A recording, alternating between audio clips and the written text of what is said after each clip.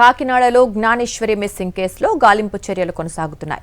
జ్ఞానేశ్వరి ఇంటి పరిసర ప్రాంతాలతో పాటు సమీపంలోని పామాయిల్ తోటల్లో ఎన్డీఆర్ఎఫ్, ఎస్డీఆర్ఎఫ్ బృందాలు విస్తృతంగా గాలిస్తున్నాయి. బాలిక ఆచూకీ కోసం అధికారులు అన్ని కోణాల్లో అన్వేషణ కొనసాగిస్తున్నారు. ఇక ఇదిలా ఉండగా జ్ఞానేశ్వరి ఇంటి వద్ద మృతి చెందిన పెంపుడు కుక్క మృతదేహాన్ని పోస్టుమార్టం నిమిత్తం అధికారులు తరలించారు. కుక్క మరణానికి గల కారణాలపై నివేదిక కీలకంగా మారే అవకాశం ఉందని అధికారులు భావిస్తున్నారు. ఇక కుక్క మృతదేహాన్ని తరలిస్తుండగా జ్ఞానేశ్వరి తల్లి భవానీ భావోద్వేగానికి గురై కన్నీటి పర్యంతమయ్యారు.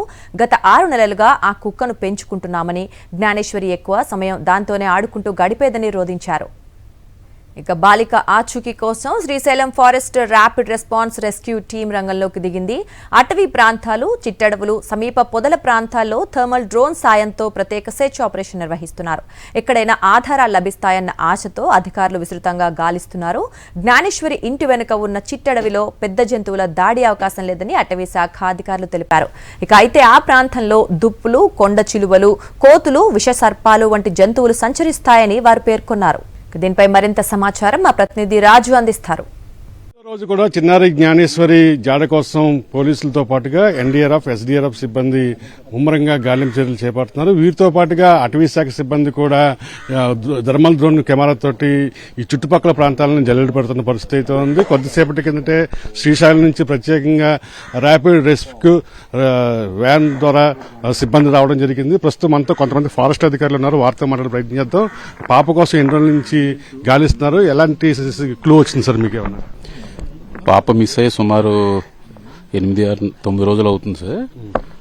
పాప మిస్ అయిన దగ్గర నుంచి కూడా స్టార్టింగ్ నుంచి కూడా మేము గాలించడం జరిగిందండి.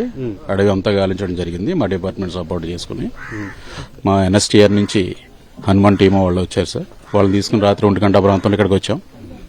థర్మల్ డ్రోన్ తీసుకుని మొత్తం అడవి అంతా డ్రోన్ తెప్పించడం జరిగిందండి. ఏ విధమైనటువంటి ఫెన్స్ అయితే కాని రాలేదు.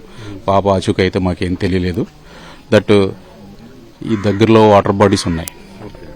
ఈ యానిమల్స్ అటాక్ అయినా జరిగిందా, ఈ వాటర్ బాడీస్ కానీ యానిమల్స్ అయినా వచ్చే ఉద్దేశం నేను ఉన్నాయేమని చెప్పేసి మళ్ళీ ఒకసారి డ్రోన్ యూజ్ చేద్దామని మళ్ళీ టీంని తీసుకుని రావడం జరిగింది సార్. ఒకసారి డ్రోన్ యూజ్ చేసి ఏమైనా ఫింగర్ ప్రింట్స్ ఏమన్నా ఉంటే ఐడెంటిఫై చేసి ఆ కోణంలో దర్యాప్తు కోసం మా అధికారులు, ఉన్నతాధికారులు పంపించడం జరిగింది సార్. ప్రధానంగా ఈ టెరైన్ మీద ఎలాంటి అవగాహన ఉంది? ఇది ఈ అడవిని పోలి ఉంటుంది సార్? ఇక్కడ ఇది చిట్టడి సార్, తొప్పడవి, ముళ్ళ కంపలతో కూడుకున్న అడవి. ఇది డెన్సిటీ తక్కువ ఉంటుంది సార్. ఇక్కడ ఉండే జంతువులు అయితే అడవి పంది, ముళ్ళ పందులు, అలాగే కౌన్సింగ, దుప్పి, లేళ్లు ఇలాంటివి ఉంటాయి తప్ప క్రూరమృగాలు అయితే ఏమి ఉండవు. క్రూరమృగాలు అయితే ప్రధానంగా ఇక్కడ గ్రామస్తులే కాదు, చిన్నారి తల్లిదండ్రులు కూడా ఏదైనా జంతువు దాడి చేసిందని చెప్పి ఒక అనుమానాలు వ్యక్తం చేస్తున్నారు. అలాంటి పరిస్థితి అంటారు? అటువంటిది అయితే ఏమి ఉండదు అని మా ఉద్దేశం సార్. దాడి చేసి అంత జంతువులు ఏమి లేవు ఇక్కడ. ఆ దాడి చేసే జంతువులు ఉంటే ఈ మకంలో వీళ్ళు మకం ఉండలేరు. ఎందుకంటే మా అడవిని ఆనుకునే వీళ్ళ మకం ఉందండి. వీళ్ళ గత నాకు తెలుసుంటే 10-15 ఏళ్ల నుంచి ఇక్కడే ఉంటున్నారు. వీళ్ళకి ఏ రోజు కూడా ఏది కనిపించి ఉండదు నాకు తెలుసుండి. ఏదైనా కనిపిస్తే ఇందులో తాజపాములు అయ్యి ఉంటాయి. ఈ మకంలో దానికి ఒప్పుకుంటాను. మీరు అన్నట్టు ఏదన్నా ఉంటే 1-2 కొండలు దగ్గరగా ఉన్నాయి కాబట్టి కొండ చలవలు ఉండొచ్చు. అంతే తప్ప అంతమించి ఇంకా క్రూరమైన జంతువులు కానీ పుల్లు, చిరత పుల్లు ఇటువంటి తిరిగే అడవి అయితే కాదు. ఎన్ని కోణాల్లో దర్యాప్తు చేయాలో అన్ని విధాలుగా మేము దర్యాప్తు చేస్తున్నాం. మాకు పైన సుపీరియర్ ఆఫీస్ ఇన్స్ట్రక్షన్స్ అయితే ఉన్నాయి.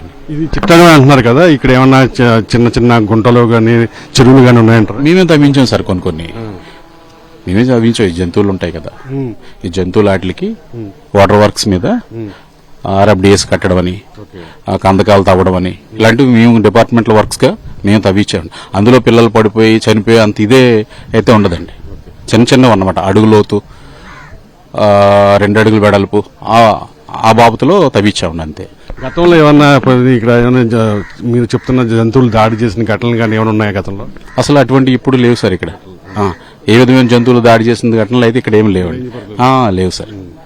ప్రస్తుతం మనతోటి కొంతమంది రెస్క్యూ టీం ఉన్నది. ఇది థర్మల్ డ్రోన్ ద్వారా పాప ఎక్కడ ఉన్నది అన్నది మీద గాలింపు చర్యలు చేపడుతున్నారు. మనం విజువల్ చూసినట్లయితే ప్రాణంతో ఉన్నవారు కానీ జీవాలు కానీ ఈ థర్మల్ డ్రోన్ ద్వారా ట్రేస్ అయ్యే అవకాశం ఉంది. ఈ నేపథ్యంలోనే థర్మల్ డ్రోన్ ఉపయోగించి పాప జాడ కోసం ముమ్మరంగా అయితే గాలింపు చర్యలు చేపడుతున్న పరిస్థితి అయితే ఉంది.